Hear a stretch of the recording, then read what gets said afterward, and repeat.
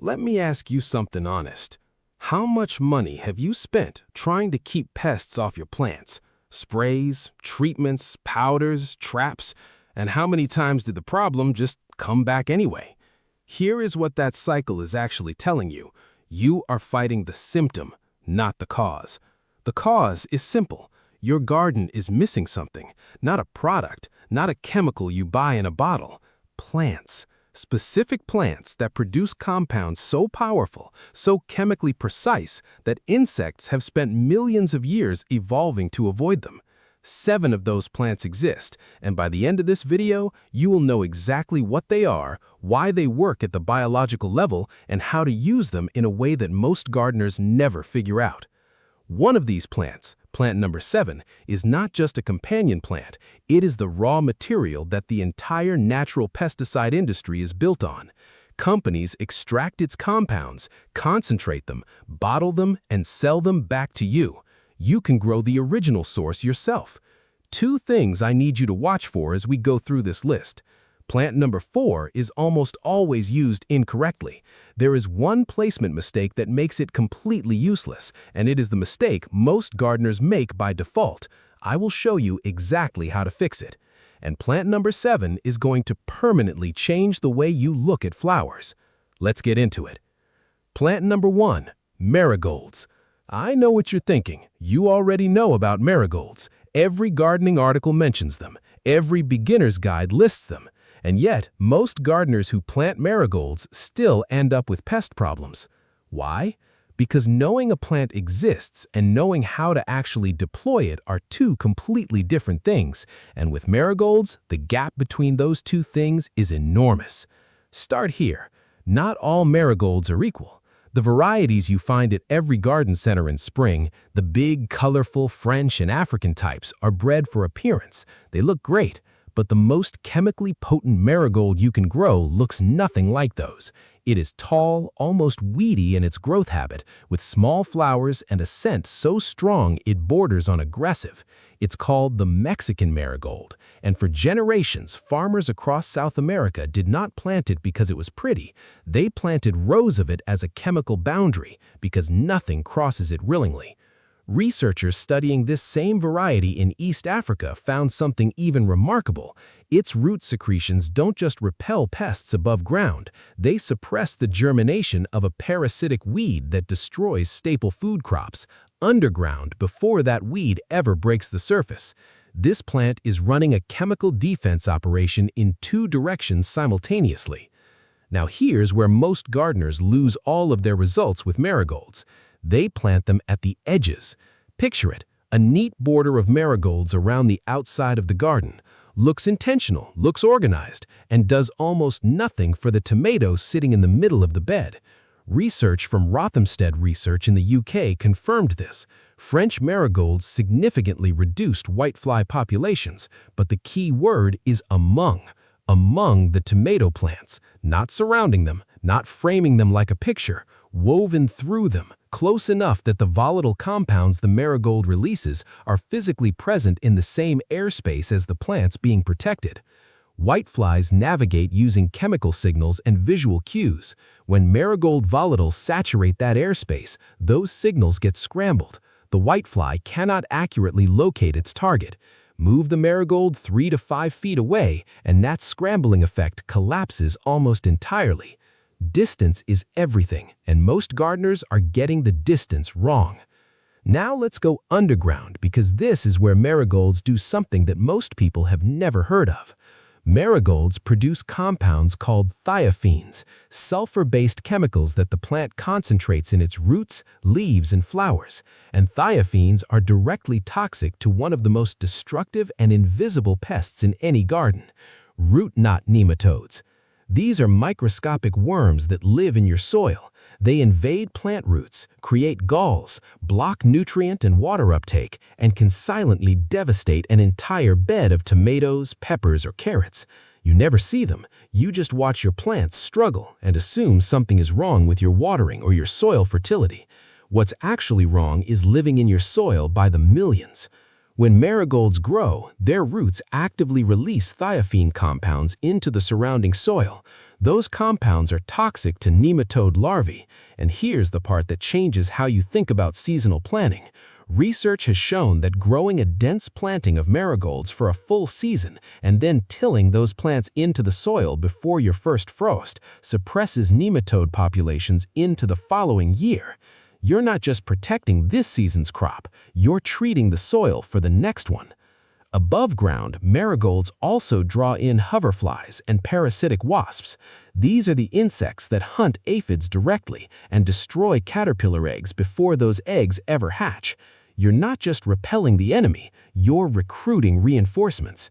Here's how to actually use them. Interplant marigolds every 12 to 18 inches throughout your beds, not as a frame, throughout. Full sun is non-negotiable, minimum 6 hours daily. Overwatering is the most common mistake after placement. Drought-tolerant once established, and excess water reduces both flower production and scent output, which defeats the purpose entirely. If you're sourcing Mexican marigold, the tall, strongly scented variety, prioritize it. The chemical output is significantly higher than the ornamental types.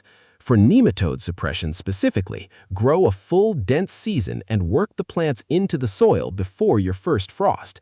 And if you're working in containers, marigolds work there too. A pot placed directly beside your most vulnerable plant is not decoration, it's a targeted deployment. Plant number 2, basil. Most people think of basil as a kitchen herb, something you grow on the windowsill and throw into pasta, and that is fine. But here's what those same people do not realize. The exact compounds that make basil smell incredible to you are neurologically disorienting to insects. Not mildly unpleasant, not slightly confusing, genuinely disorienting. When certain pests land near a healthy basil plant, the volatile output it releases interferes with their ability to assess their surroundings. Their host-finding system, the biological mechanism they use to locate food and mates, starts breaking down. They detect something wrong in the air and they redirect. Not all basil varieties offer the same level of protection. The basil bred for grocery stores has been optimized for yield and shelf life. Traditional varieties, Thai basil, holy basil, carry significantly higher concentrations of the compounds that matter for pest deterrence. But here's the mistake that undermines basil's effectiveness more than anything else. Most gardeners plant it once, water it occasionally, and treat it like a passive presence in the garden. Basil's volatile output is at its absolute peak when the plant is actively growing, warm, and in a full vegetative state. The moment it starts to flower, the plant's energy shifts, volatile output changes, pest deterrence weakens. The fix takes 30 seconds a week. Pinch your basil constantly. Remove every flower head the moment it appears. Keep the plant in a vegetative state for as long as possible. Basil produces a complex blend of volatile compounds, linalool, eugenol, estragol, and 1.8 cineol. Linalool specifically has been shown to have repellent effects on aphids, thrips, and spider mites by disrupting the olfactory receptors insects use to locate food and mates. Eugenol has demonstrated direct insecticidal activity against certain mite species. Estragol, present in higher concentrations in Thai and holy basil, is particularly effective against whiteflies. How to use it? Plant basil 12 inches apart directly among your tomatoes and peppers. Full sun, 6 to 8 hours minimum. Keep soil consistently moist. Pinch flower heads every single week. This is the most important maintenance step. For maximum pest deterrence, grow Thai or holy basil alongside your Genovese. Plant number 3, mint. Mint is the most aggressive plant on this entire list, and that aggression, it turns out, is the whole point. Left unchecked in an open garden bed, mint spreads through underground runners and will colonize an entire raised bed within 2 seasons. But here is what that aggressive underground growth tells you about the plant. The entire organism, roots, stems, leaves, everything, is saturated with menthol and related compounds, and it pushes those compounds into the surrounding soil and air constantly, without stopping, without a season off. There is a long history behind this. In parts of Europe, mint was planted along the edges of granaries to repel rodents and insects from stored food. The Romans used it. Medieval herb gardens always included it as a functional plant. Centuries of practical observation confirmed what we can now explain at the molecular level. The solution to mint's aggressive spreading is straightforward. Grow it in a container, then place that container directly beside your most vulnerable plants. Full volatile output, full pest deterrence, zero underground spread. For ants specifically, mint works through a completely different pathway. Ants navigate through pheromone trails. Menthol at ground-level concentrations interferes with those signals directly. Scatter a handful of bruised fresh mint leaves along an active ant trail and watch what happens. The foragers lose their route completely. The trail dissolves. It is one of the most immediately visible effects of any companion plant strategy you can try. Mint's primary compound is menthol, a cyclic terpene alcohol that triggers cold receptors in insect sensory systems. Beyond menthol, mint produces pulegone, menthone, carvacrol, and limonene. Pulegone specifically has demonstrated direct insecticidal properties against aphids and spider mites in contact studies. When mint flowers, it also attracts predatory wasps and hoverflies, making it a dual-action plant. How to use it? Grow mint in a 6 to 8 inch pot placed directly beside your most pest-prone plants. Peppermint has the highest menthol content. Use it for ant control. Harvest regularly to keep the plant bushy and volatile production high. Reapply bruised leaves along ant trails after rain. Plant number 4, lemongrass. And this is the one I flagged at the very beginning of this video. The most underestimated, most mispositioned plant on this entire list. Here is the fact that changes everything. The compound responsible for lemongrass's sharp citrus scent is called citral, and citral is not just a pleasant smell. It is the same compound extracted and used commercially in natural insect repellents and insecticide sprays sold in stores right now. Lemongrass produces citral in concentrations higher than almost any other cultivated plant on Earth. The active ingredient in products people are paying for at the garden center, you can grow the source plant yourself for the cost of one seedling. And yet, most gardeners who grow lemongrass keep it on the patio as a decorative ornamental or harvest it entirely for cooking, while their vegetable beds 20 feet away are getting destroyed by aphids and spider mites. Here is the placement mistake almost everyone makes. Volatile compounds dissipate quickly in open air. For lemongrass to actually protect your plants, it needs to be positioned within 5 to 8 feet of the plants you are trying to defend, ideally placed slightly upwind of the prevailing breeze, so the volatile compounds drift naturally through the growing area. That one positioning decision determines whether lemongrass works brilliantly or does nothing at all. Lemongrass produces 3 primary volatile compounds: citral, a blend of geraniol and nerol, geraniol, and myrcene. Citral has been extensively studied as a repellent, showing broad-spectrum activity against mosquitoes, aphids, thrips, and spider mites. Its primary mechanism is olfactory interference. It masks the chemical profiles of nearby host plants, making those plants essentially invisible to searching pests. Geraniol has demonstrated repellency against whiteflies and has been studied against the varroa mite in beekeeping. How to use it. One large lemongrass clump covers a 4 to 5 foot zone. Position it within 5 to 8 feet of target plants, oriented upwind. Full sun is essential. Low light means low citral output. In zones 9 to 11, grow as a perennial. In zone 8 and below, grow as an annual or bring indoors before frost. Use a minimum 15-gallon pot if growing in a container. Remove outer stalks regularly to stimulate fresh, volatile-producing growth. We are halfway through this list, and the next 3 plants are where things get genuinely surprising. One of them works below the soil surface in a way most gardeners have never heard of.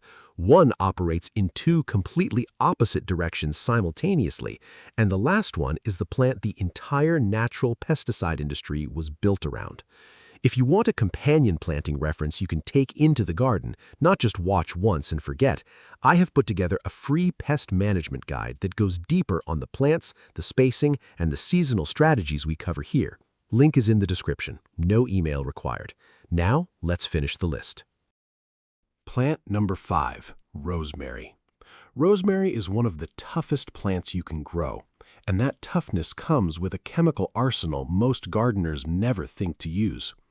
Before synthetic pesticides existed, rosemary was used as a fumigant.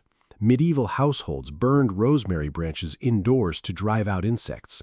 Ships carrying preserved food used it as part of their pest management strategy.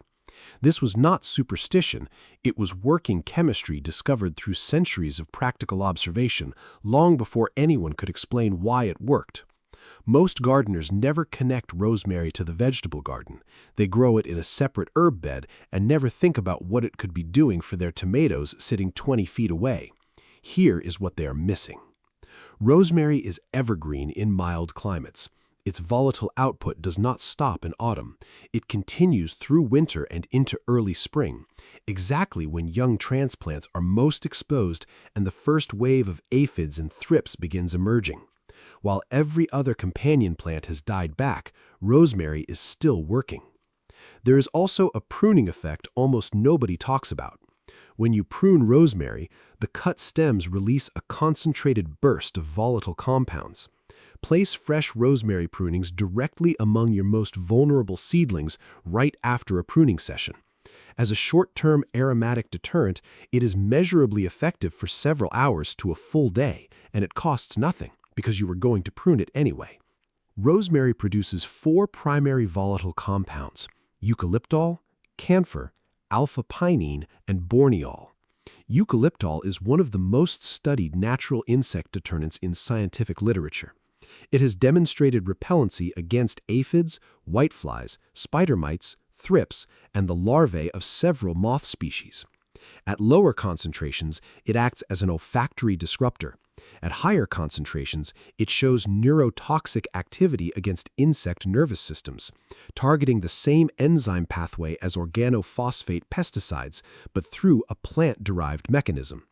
Research at the University of Thessaly demonstrated rosemary essential oil's effectiveness against the 2-spotted spider mite, one of the most pesticide-resistant pests in any garden. How to use it. One established bush provides meaningful protection across a 6 to 8 foot radius. Plant near brassicas, beans, carrots, and tomatoes. Full sun is non-negotiable. Water sparingly. Overwatering is the #1 reason rosemary plants die. In zones 7 and above, leave it in place year-round. In colder zones, pot it up and overwinter indoors. After every pruning session, place fresh trimmings directly among your most vulnerable seedlings. Plant number 6, Nasturtium. This is the most strategically interesting plant on the entire list because it does not just work in one direction. It works in 2 completely opposite directions at the same time, and most gardeners only know about one of them. Nasturtiums are extraordinarily attractive to aphids, particularly black bean aphids and cabbage aphids. So attractive that a well-placed nasturtium planting will pull aphid colonies off your valued crops and concentrate them in a single controlled location. The nasturtium volunteers itself as the target, so your tomatoes and peppers do not have to. This is called a trap crop strategy. You see the infestation, you know exactly where it is. You can deal with it directly, hose it off, introduce ladybugs, or remove the affected leaves entirely, all without touching your vegetables once. But here is the mistake that turns this strategy against you. Planting nasturtiums directly among the vegetables. When you do that, aphid colonies on the nasturtiums have immediate access to adjacent plants. The trap becomes a bridge. The strategy collapses. The correct positioning: plant nasturtiums in a dedicated cluster 3 to 5 feet from your main beds, close enough that aphids find them first, far enough that colonies cannot easily migrate across. The distance is the entire strategy. While nasturtiums attract aphids, they simultaneously repel whiteflies, squash bugs, and woolly aphids. The chemistry behind this involves a glucosylcyanate compound in nasturtium tissue. When the plant is damaged, this compound breaks down into benzyl isothiocyanate, a powerful chemical irritant that drives squash bugs and whiteflies away. This is a plant operating two separate chemical systems at once, which is genuinely unusual in the plant world. Nasturtium leaves are also edible, peppery, nutritious, good in salads. Even a plant pulled at peak aphid infestation can be composted as green mulch. Nothing goes to waste. How to use it? Plant in clusters 3 to 5 feet from main vegetable beds. Full sun to partial shade. Water sparingly. Nasturtiums bloom better in lean, slightly dry soil. Do not fertilize. Rich soil pushes the plant toward lush leaves and away from flowers, reducing both the attractant and repellent effects. In mild climates, let some plants go to seed each season to build a self-maintaining trap crop system. Plant number 7, Chrysanthemum.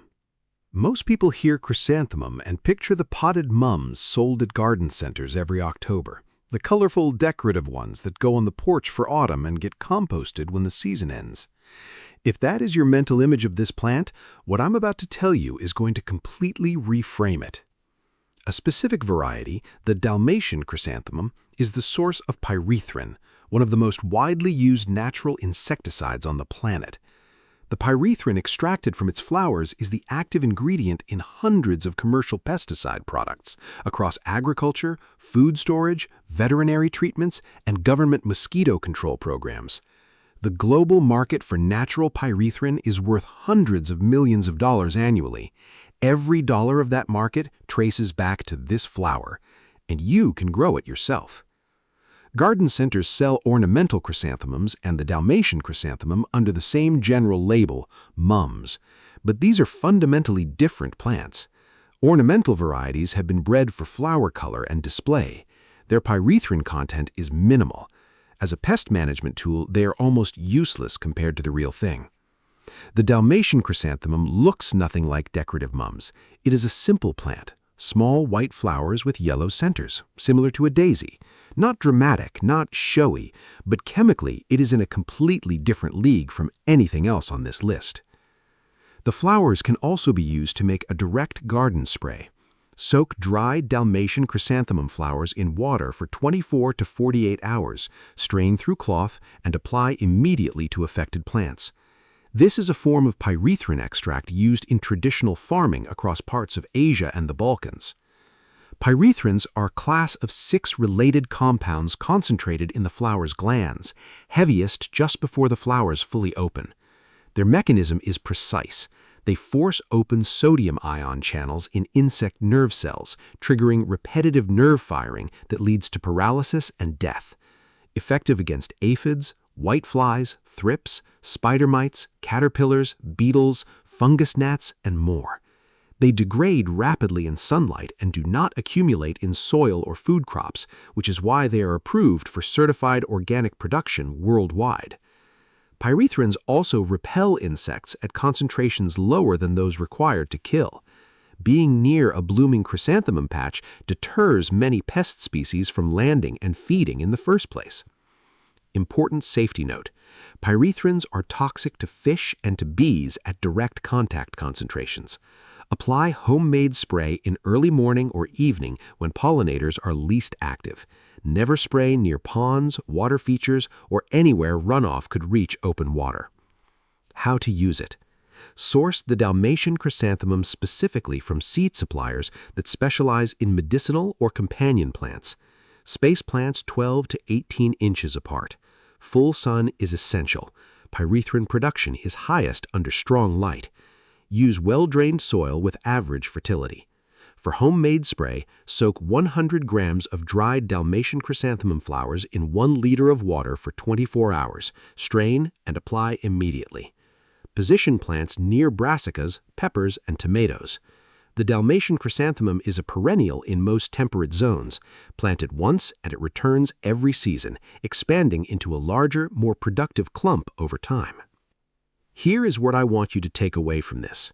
We spend a lot of time in gardening chasing solutions, the right spray, the right timing, the right product at the right moment. And sometimes those things help. But what we've been talking about today is something fundamentally different. We've been talking about building a garden that solves the problem before the problem ever arrives. Every plant on this list developed its chemical defenses over millions of biological pressure. Marigolds did not start producing thiophene because a gardener asked them to. Chrysanthemums did not start making pyrethrin as a favor to the organic farming industry. These are survival mechanisms, evolved, refined, and field-tested across geological timescales. We did not create any of this chemistry. We're just finally learning to position it deliberately. When you stop reacting to pest problems and start designing a garden that prevents them, everything changes. You stop losing plants to infestations you never saw coming. You stop spending money on treatments that only work until the next wave arrives. You start watching beneficial insects show up on their own because your garden now supports them. You do not need to implement all 7 today. Start with 2. Put a pot of mint beside your most vulnerable plant. Give it a full season. Pay attention to what changes.